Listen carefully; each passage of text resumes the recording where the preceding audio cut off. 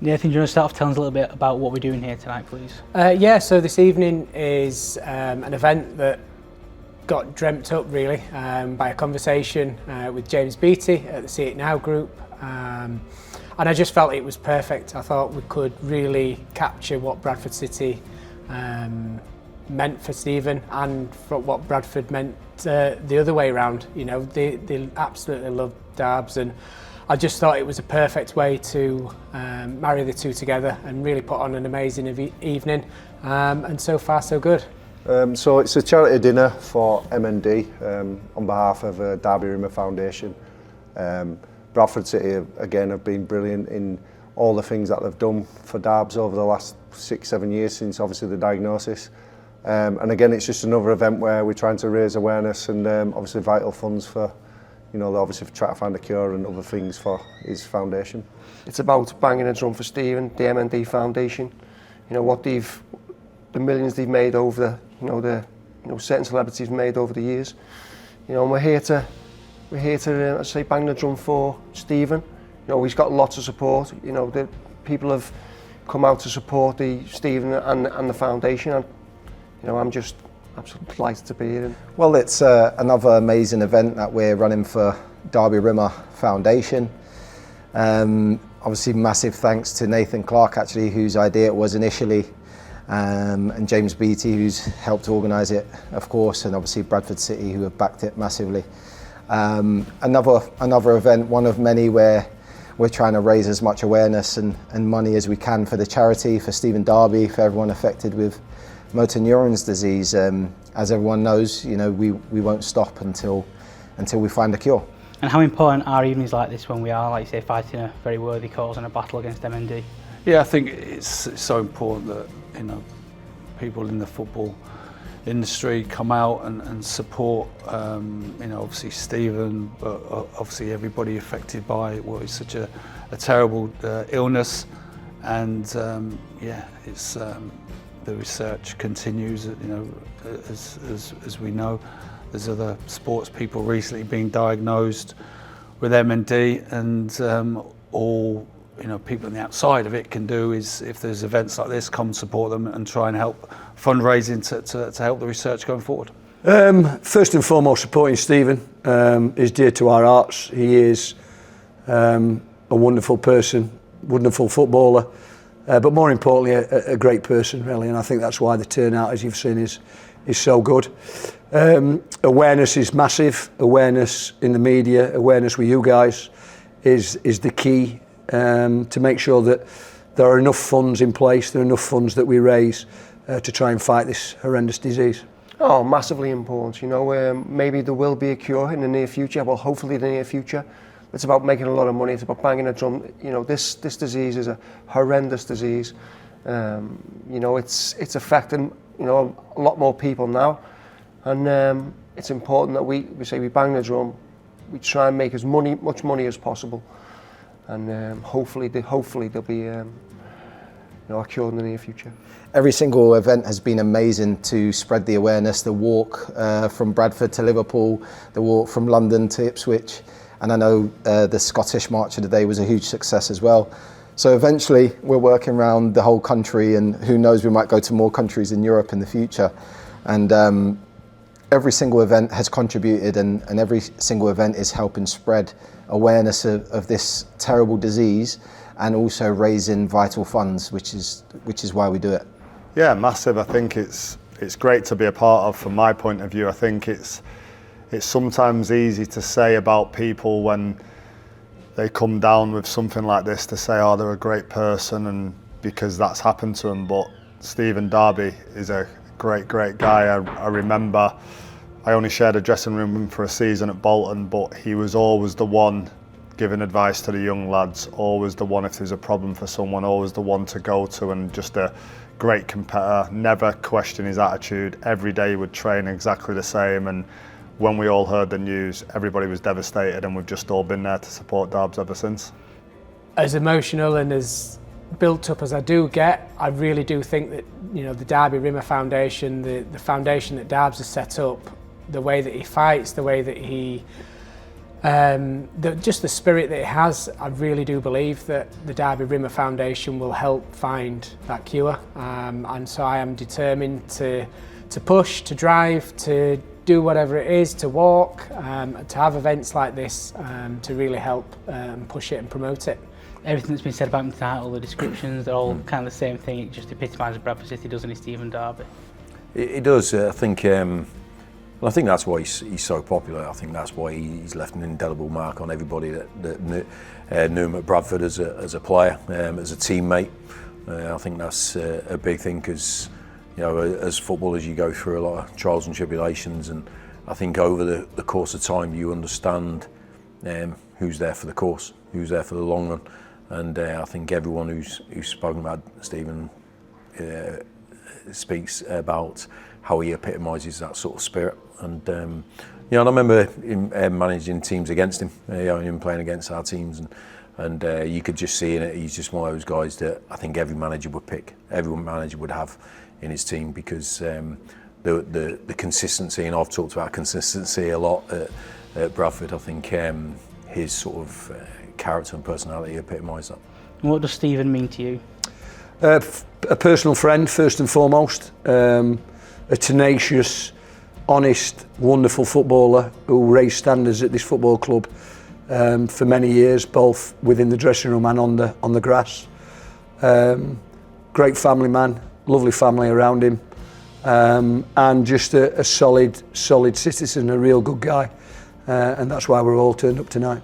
Oh, it means everything, obviously. You're seeing obviously the support that's here tonight, you know, managers that have got games tomorrow that have turned up, obviously former players that have come, sold out tickets pretty much, so it's a massive event, and like I said, it's just us giving a little something back to Darbs. Well, I first met Stephen many years ago at Rochdale. You know, we didn't know each other at the time, but we become obviously we signed for Bradford together and become really good friends. You know, we travelled in together every day.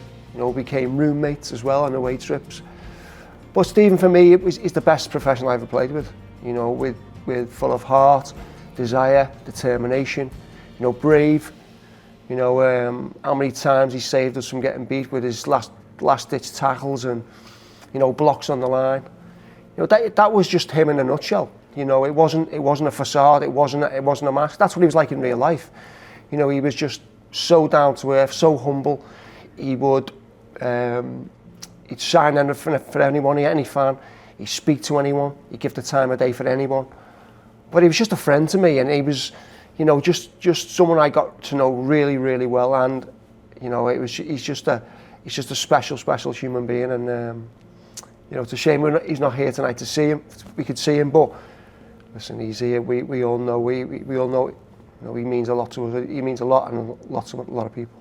Yeah, massive impact. I've shared the story already about the fact that I had a 24-year playing career, probably sorted out 17 or 18 Christmas dues, and he was the first person to ever not only say thanks, because a lot of lads don't appreciate what you do on these Christmas dues, but to bring me a bottle of something to say thank you just shows you the type of person he is. But not just that, just the way he was a funny guy, great competitor. And just on it was a pleasure to go in the dressing room and see his face every morning and have a little chat with him about his family and just those type of things. He was just a great teammate and someone who you knew when it was time to go to war with, he'd always be there for you. Yeah, I mean, Stephen's right up there in terms of players. I've signed him in my career as a manager. As a player, yeah, outstanding player, character, even better. A real leader of men, and yeah, he was in that era.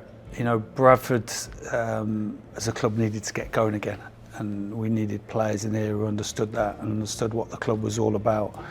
And it was important that we brought players in like Stephen and Gary Jones, who had the right characteristics to drive this club forward, because in football, when you kind of get on that slippery slope and you're losing games, and kind of you've got to turn that round, you know, and this is a big ship to kind of turn round, and you need big characters on the pitch to help you do that. And you know, Stephen was brilliant. Oh, Stephen's everything to me. He was a friend. He was a great player. you know, he helped me as a person more than as a player. You know, playing with him at Bradford and then at Bolton as well. You know, it was the way he led. He was a different type of leader. You got a lot of captains who shout and ball and different things like that. Stephen just knew what to say at the right time. He was a calming influence on me personally. I sat next to him in the dressing room, both at Bradford and Bolton. So it was the perfect person to be next to me. He was exactly what I needed. And yeah, he's everything to me. And you know, I'll never stop until we find a cure. Difficult question really, because he was my mate and still is my mate. And he's a guy that, yeah, was everything in the dressing room. He was a true leader, he was a proper captain. And I've said to people downstairs, and many times, you know, when I left Bradford, I left a completely different player in the sense of attitude to training, how to be a captain, how to be a leader myself, you know, was really important. And Darbs was just, you know, the best at that. And, you know, I'm sure many people have said, while sat down with you, you know, what a good guy he was, but he was a proper friend. He was a really good friend. Had some amazing experiences, some amazing nights out, and yeah, it was one that, you know, like I say, if we can do little bits like this, you know, we're all in. What are your favourite memories or memory of Stephen? Oh, there's too many to count, but Stephen was such a good pro that people may not imagine that he was probably one of the last to leave on the night out. He was always the most fun, and the Chelsea game away, the whole way home, you know, he loved the sing-song, and he knows a lot of the karaoke songs. He loves the sing-song, so that was a great memory. Also pre-season away in Scotland, I remember with Darbs, because we were next door to him. I was in with Chris Rutis at the time, and we always used to blare the music out loud because we were next door to him. And one day he played a little prank on us when we thought we had him. He had a big bucket of water just set up nicely on our door. We opened it, this big bucket of water fell through the door. So as serious as Darbs was when he trained, and he was really serious, he was really professional, he was always one of the lads as well, and that's why he has so much respect for him, and so many people love him.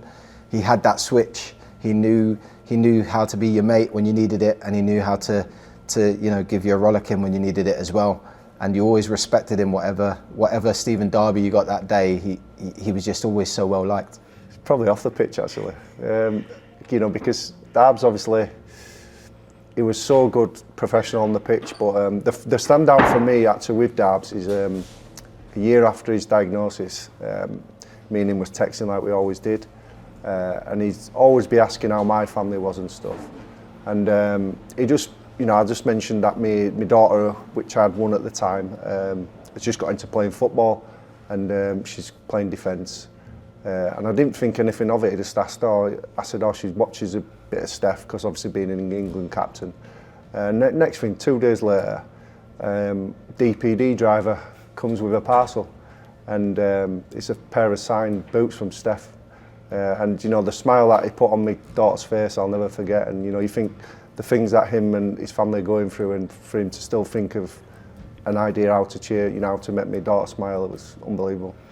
I mean, many really. I think I always tell the story that when I first met him and sat him on the exec boxes there, and it was in the summer when the recruitment drive was starting, and I was explaining to him what I wanted. I said, you know, Stephen, I need players who are going to, you know, give everything for this club and help me kind of drive this club forward, you know, handle a bit of pressure and play in front of big crowds, have the mentality, if we're losing, to drive the team on to win, if we're winning, to make sure we're going to stay in front of the team.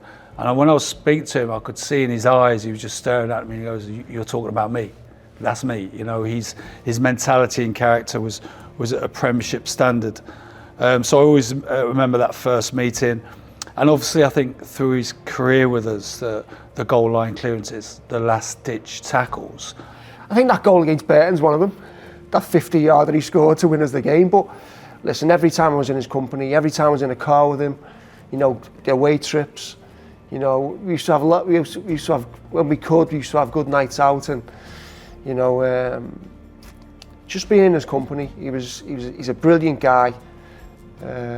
And as I say, so down to earth, so humble, and yeah, he means a lot to me because I got to know him really well. Just the banter really, and how he was as a person, and how he'd always be up for a laugh. The Christmas do, like I say, the one that he thanked me for, I was side by side with him at Winter Wonderland in Hyde Park. I think he threatened that if I started one more song without him, he was going to get me in a headlock because he likes to sing along and all that kind of stuff. So just a great person really, great guy, great teammate.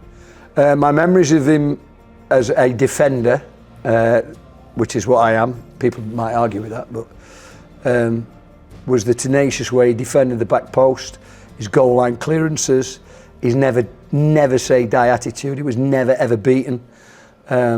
The standards he set in training, the standards he set around the football ground, and in general his drive to get better every day, personally. And without a doubt, he's the best that I've ever worked with in that respect. Rory McArdle's, we went over to his, I think a little small working men's club for a head wetting for his newborn baby, and you know, next minute his shoes are off, he's on the seats, chanting away, and he just lifted you, and you know, he had that real special quality that was just so good, and yeah, the life and soul of the party. You saw on the video there, and jumping on the bus and singing away. It was just that guy, you know, and still is. You know, messages back and forth with him. I know he's going through a real tough time at the moment, but you know, what a fighter, and you know, his attitude and the way that he's just driven to really, you know, get better and push forward and make sure that, you know, he's doing everything he can. He's second to none.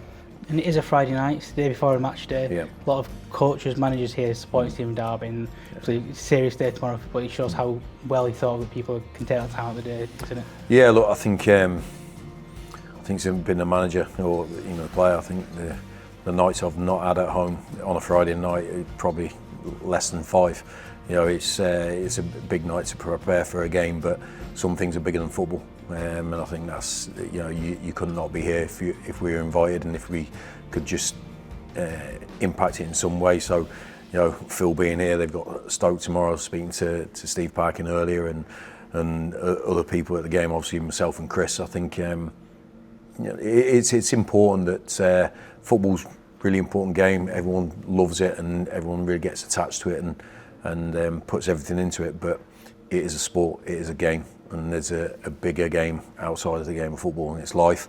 And when things like this occur, you know, obviously myself and Chris played with Marcus Stewart as well, who's here tonight, you know, similar age. So we all have a connection with people who have had this disease or experienced this disease, and it brings it home now how precious life is. And are you able to sum Stephen up as a friend, as a teammate, and as a person? Oh, again, there's not enough words to describe that guy. He's so loyal. He's funny. He's just a good person. That's probably where you see so many people doing things for someone. You know, that guy will have had to mean a lot to people. You know, it was the way he just conducted himself. He never had a bad word to say about anyone. First of all, let's talk about him as a player. And I always look at the cup runs we had and the great journey we had to Wembley and the Chelsea victory. And every time we played a team from a higher division, he never looked out of place. And I can very rarely remember a wide player getting the better of him. He's an excellent defender, always in the right place at the right time.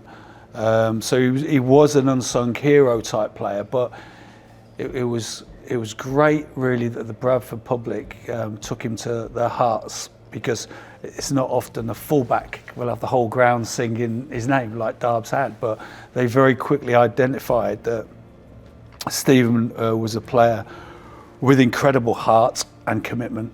Just a special human being, you know. As I say, way he played the game, that's how he is a person. You know, he'd give his best every day. You know, he'd go out of his way to help anyone. For me, it was just it was an honour to be around him. Like I've said already, like I'd go to war with him any day of the week, on the pitch, off the pitch. As a friend, like I know when my mum passed away, he was one of the first people to message me, even though he already had MND at that point and was suffering himself. He was the first person to message me and say some really kind words. Teammate, warrior, like I say, person, unbelievable human being, which I'm sure everyone will say tonight. Loyal, respectful, really good sense of humour, away from football and on a quieter side, great sense of humour, good company, and a real true loyal friend. In a football club, you need to create a culture of the way players train, the way they conduct themselves around the city. And it's important that when new players come to the club, they can see that resonating through the dressing room. And you need those people in there who are really good professionals, and the ones who could waver a little bit will be drawn towards those really good lads and create that culture. So I think he was one of the key lads who helped us create the culture the club needed.